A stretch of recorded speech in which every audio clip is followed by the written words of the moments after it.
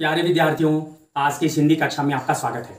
आज हम कक्षा 11वीं की पाठ्य पुस्तक आरोह भाग 1 में काव्य खंड के अंतर्गत संकलित कबीर के पद पाठ को समझेंगे। इस पाठ को समझने से पूर्व हम कबीर के विषय में जान लेते हैं कि कबीरदास कौन हैं और उनके साहित्य में वे क्यों प्रसिद्ध हैं। तो मैं आपको बता दूं कि कबीरदास हिंदी साहित्य के ज्ञानाश्रयी शाखा या निर्गुण शाखा के प्रतिनिधि कवि माने जाते हैं। हिंदी साहित्य में दो शाखाएं प्रसिद्ध हैं, एक है ज्ञानाश्रयी या निर्गुण शाखा और दूसरी शाखा है सगुण शाखा। तो सगुण शाखा के अंतर्गत दो शाखाएं हैं, एक है कृष्णाश्रयी शाखा जिसके प्रतिनिधि कवि सूरदास जी हैं और रामाश्रयी शाखा जिसके प्रतिनिधि कवि तुलसीदास जी हैं। निर्गुण शाखा के अंतर्गत या ज्ञानाश्रयी शाखा के अंतर्गत जो प्रमुख कवि हैं वे स्वयं कबीरदास जी हैं। ये जो दो शाखाएं हैं, इसमें ज्ञानाश्रयी शाखा में ईश्वर को सर्वव्याप्त बताया जाता है, निर्गुण बताया जाता है, घट घट वासी बताया जाता है, जिसका कोई आकार नहीं है, वह सर्वत्र व्याप्त है। और इस सर्वत्र व्याप्त ईश्वर की जो कल्पना करके उनका पूजन करते हैं, उनका ध्यान धरते हैं और उनके ऊपर कविताएं रचते हैं, वे ज्ञानाश्रयी शाखा या निर्गुण शाखा के कवि माने जाते हैं।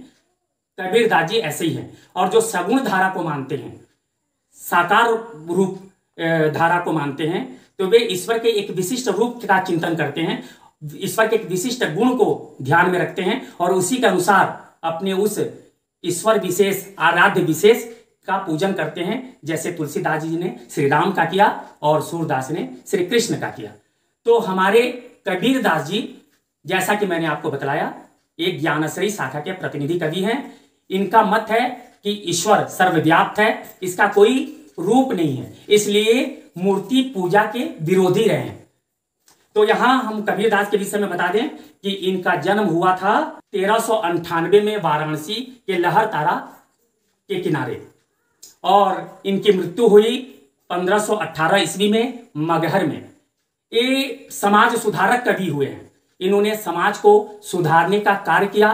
समाज में जो बुराइयां फैली हुई थी, अंधविश्वास, वर्ण भेद, जाति भेद और संप्रदाय भेद, इन भेदों को इन्होंने दूर करने की कोशिश की। छुआछूत, इसके अलावा जितनी भी जो उस समय भारतीय समाज की बुराइयां थी, जो समाज को विखंडित कर रही थी, कबीरदास जी ने अपनी कविता के माध्यम से लोगों को समझाने की कोशिश की और उन बुराइयों से बाहर आने की सलाह दी। तो कबीरदास, जैसा मैंने आपको बताया, कि निर्गुण काव्य धारा के प्रतिनिधि कवि रहे हैं, इसलिए इनकी जितनी भी जो कविताएं हैं वे निर्गुणवादी कविताएं हैं, जिसमें इन्होंने ईश्वर को निर्गुण माना है, सर्वव्याप्त माना है और मूर्ति पूजा का खंडन किया है। कबीर की पुस्तकें बीजक में संकलित हैं, जिसमें साखी, सबद और रमैनी संकलित है। ये कबीरदास की कविता की शैली है, यानी कबीर ने जिन शैली में कविताएं की, इसे सबद हम कहते हैं, साखी कहते हैं और रमैनी कहा जाता है। आप सबको पता है कि कबीरदास निरक्षर थे।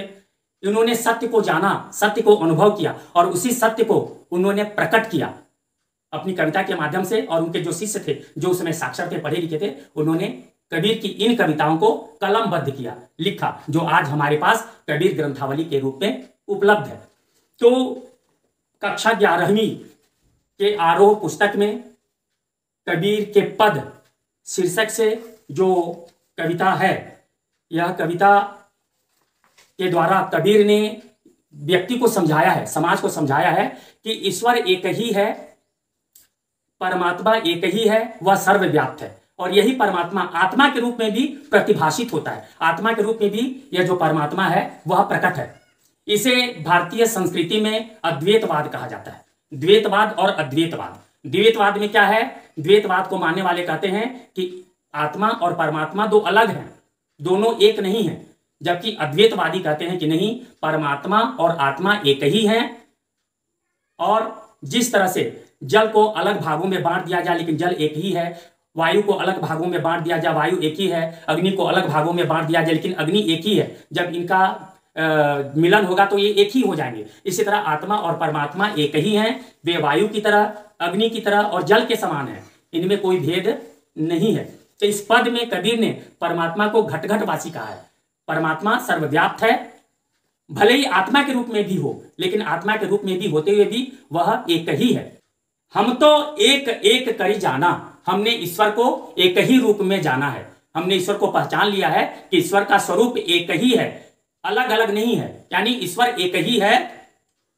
दो ही कहें तीनों को दो जख, जो कहते हैं कि ईश्वर दो है, यानी कि आत्मा और परमात्मा दो हैं, जो आत्मा और परमात्मा को दो मानते हैं वे नरक के भागी हैं, वे नरक में जाएंगे। कबीर स्पष्ट भाव से कहते हैं कि आत्मा और परमात्मा दो अलग अलग नहीं है, वे अद्वैत हैं, वे एक ही हैं।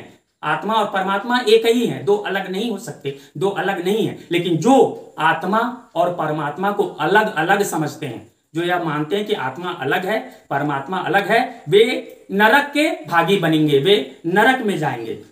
जिन नाहिन पहचाना, जिसने ईश्वर यानी कि आत्मा परमात्मा को नहीं पहचाना है, वही ऐसी बात कह सकते हैं। जिन्होंने ईश्वर को पहचान लिया है वे जान गए हैं कि आत्मा और परमात्मा एक ही है। एक पवन एक हो पानी, एक ज्योति समाना। यहां कबीरदास जी उदाहरण दे रहे हैं कि आत्मा और परमात्मा एक ही है। जिस तरह एक ही पवन है, एक पवन एक ही पवन है, एक हो पानी और एक ही पानी है, एक है ज्योति समाना। उसी तरह ईश्वर की ज्योति हर जगह समाई हुई है, ईश्वर का स्वरूप हर जगह समाया हुआ है। जिस तरह हवा पानी को अलग नहीं किया जा सकता, उसका स्वरूप एक ही है। भले वो जिस स्वरूप में हो जाए, जिस रूप में हो जाए, उसका जो मूल स्वरूप वो एक ही रहेगा। उसी तरह ईश्वर भले ही आत्मा के रूप में प्रकट हो जाए, आत्मा के रूप में वो जगत में आ जाए, लेकिन वह एक ही है, वह एक ही परमात्मा है। इसलिए वह ज्योति रूप में। यहां मैं आपको बता दूं कि कबीरदास निर्गुण धारा के प्रतिनिधि कवि रहे हैं। इसलिए निर्गुण धारा के प्रतिनिधि जो होते हैं, निर्गुण धारा को मानने वाले, वे ईश्वर को ज्योति रूप में मानते हैं, ईश्वर को किसी साकार रूप में नहीं मानते। जैसे साकार धर्मावलंबी मानते हैं कि कृष्ण के रूप को, राम के रूप को, शिव के रूप को, दुर्गा के रूप को, एक रूप विशेष को मानते हैं। लेकिन यहाँ जो निर्गुणवादी होते हैं वे ईश्वर का कोई रूप नहीं मानते, उसे ज्योति स्वरूप मानते, वो ज्योति के रूप में चारों तरफ प्रकाशित है। तो कबीर यही कहते हैं, एक है ज्योति समाना, हर जगह एक ही ज्योति है और यह परमात्मा ज्योति स्वरूप है। एक है खाक गढ़े सब भाणे, जिस तरह एक ही मिट्टी से बर्तन बनाए जाते हैं, भले ही बर्तन के स्वरूप अलग अलग हो, अलग अलग प्रकार के बर्तन बने हों, बर्तन के अलग अलग रूप हों, है ना, लेकिन बर्तन में जो मिट्टी लगी है वह मिट्टी एक ही है। ठीक उसी प्रकार आत्मा भले ही अलग अलग हो, लेकिन आत्मा में जो समाया हुआ है वह परम तत्व, वह ईश्वर, वह परमात्मा एक ही है। यानी आत्मा एक ही है। जिस तरह अनेक बर्तन भले ही बन गए हों, लेकिन बर्तन बने हैं मिट्टी से और हर बर्तन में वही मिट्टी है, वही मिट्टी तत्व है, उसी तरह ईश्वर एक ही है, भले ही वो आत्मा के रूप में दो दिखाई दे रहा हो।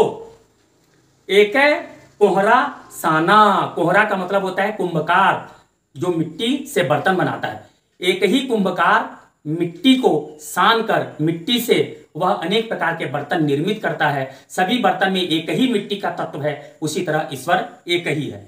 फिर कबीर समझा रहे हैं, जैसे बाढ़ी काष्ठ हो काटे, अग्नि न काटे कोई। यहां कबीर कह रहे हैं कि जिस तरह बाढ़ी का मतलब होता है बढ़ई, काष्ठ मतलब लकड़ी को काटता है, लेकिन लकड़ी के अंदर भी अग्नि है, लकड़ी के अंदर भी आग समाई हुई है। इसलिए दो लकड़ी को आपस में अगर आप घिसेंगे तो उससे अग्नि प्रज्वलित हो जाएगी, यानी लकड़ी में आग समाई हुई है। लेकिन बढ़ई क्या करता है, वह लकड़ी के बाहरी रूप को काटता है, लकड़ी को काटता है, लेकिन लकड़ी के अंदर में जो अग्नि समाई हुई है, लकड़ी के अंदर में जो आग समाई हुई है, उस आग को कभी भी जो बढ़ई है वो नहीं काट सकता। लकड़ी है, यही शरीर है, और इस काष्ठ के भीतर अग्नि के रूप में जो तत्व है वही आत्मा है, वही परम तत्व है। और इस आत्मा और परम तत्व में कोई अंतर नहीं है, कबीर यही बतलाना चाहते हैं। यहां कबीर फिर कह रहे हैं, सब घटी अंतरी तू ही व्यापक। यहां तू ही का मतलब है ईश्वर परमात्मा। कबीर कह रहे हैं कि सब घटी, घटी का मतलब है शरीर, घट घट यानी शरीर, हर शरीर में वही परमात्मा निवास करता है। व्यापक धरे स्वरूपे सोई। भले ही अलग अलग स्वरूप हो जाएं, शरीर के अलग अलग स्वरूप हैं, आपका स्वरूप अलग है, मेरा स्वरूप अलग है, यहाँ जितने लोग हैं सबके अलग अलग स्वरूप हैं, लेकिन उस स्वरूप के अंदर में जो आत्मा है वह आत्मा एक ही है और वही परमात्मा भी है। कबीर यही बताना चाहते हैं। कबीर कह रहे हैं कि भले ही शरीर अलग अलग हो, लेकिन शरीर के अंदर में जो आत्मा है वो आत्मा एक ही है, परमात्मा वही है। उस आत्मा में जो शरीर के अंदर है और उस परमात्मा में कोई अंतर नहीं है, दोनों एक ही हैं। तो कबीर यही कह रहे हैं, सब घटी अंतरी तू ही व्यापक धरे स्वरूपे सोई। माया देख के जगत लुभाना काहे रे नर गरबाना। यहां कबीर कह रहे हैं कि ये जो संसार है माया के अधीन है। ये माया क्या है? तेरा मेरा यही माया है और इस माया के अधीन सारा संसार है और माया से संसार भ्रमित हो रहा है। तो कबीर कह रहे हैं कि इसी माया के कारण संसार भ्रमित है और गर्व कर रहा है अपने पद का, अपने स्वरूप का, अपने बल का। यह संसार गर्व कर रहा है, जबकि कबीर कहते हैं कि गर्व करने वाली कोई वस्तु नहीं है, गर्व करना ही नहीं चाहिए। हम गर्व किस पर करें? क्योंकि जो आत्मा है वो परमात्मा तत्व ही है और परमात्मा जब तत्व है तो गर्व करने वाली कोई बात ही नहीं है। हम गर्व किसका करें, क्यों करें? तो कबीर यही कहते हैं कि जो भी व्यक्ति गर्व कर रहा है वो माया से भुला हुआ है। माया महा ठगनी हम जानी। कबीर ने यही कहा है कि माया जो है वह संसार को भ्रमित किए हुए है और इसी कारण हम गर्व कर रहे हैं। तो कबीर कहते हैं कि माया देखी के जगत लुभाना काहे रे नर गरबाना। माया को देखकर ही सारा जगत भ्रमित है, इसलिए किसी को भी गर्व नहीं करना चाहिए। काहे रे नर गरबाना, हे मनुष्य तू गर्व किसका कर रहा है? इसलिए गर्व नहीं करना चाहिए। निर्भय भया कछु नहीं व्यापे कहे कबीर दीवाना। कबीर स्वयं को दीवाना कह रहे हैं और कहते हैं कि जो व्यक्ति ईश्वर तत्व को जान गया, परमात्मा को जान गया, वह निर्भय हो जाता है। उसे संसार का डर नहीं रहता, उसे किसी भी बात का डर नहीं रहता, वह निर्भय हो जाता है क्योंकि उसने उस स्वरूप को जान लिया है, उस परम तत्व को जान लिया है। तो कबीर कहते हैं निर्भय भया कछु नहीं व्यापे। यदि व्यक्ति निर्भय हो जाता है तो उसके ऊपर कछु नहीं व्यापे, यानी माया उसके ऊपर में व्याप्ति नहीं है, कोई भी शक्ति उसके ऊपर व्याप्त नहीं होती। वह परम तत्व को जान जाता है, इसलिए वह निर्भय हो जाता है। कहे कबीर दीवाना, ईश्वर के प्रेम में दीवाने कबीर इसी तत्व को कह रहे हैं, इसी बात को कह रहे हैं कि जो ईश्वर को पहचान गया, जिसने आत्मा और परमात्मा को जान लिया, दोनों को एक ही मान लिया, दोनों में किसी प्रकार का कोई भेद नहीं समझा, वही दीवाना है। और कबीर भी ऐसे ही दीवाने हैं, इसलिए वे अब निर्भय हो गए हैं और निर्भय हो जाने के कारण उन्हें किसी प्रकार का कोई डर है नहीं क्योंकि उन्होंने परम तत्व को जान लिया है।